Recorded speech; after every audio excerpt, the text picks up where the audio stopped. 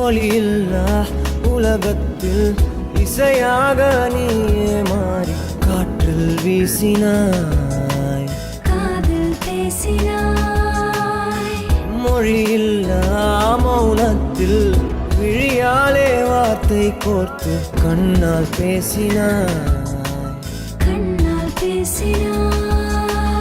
100 ஆண்டு உன்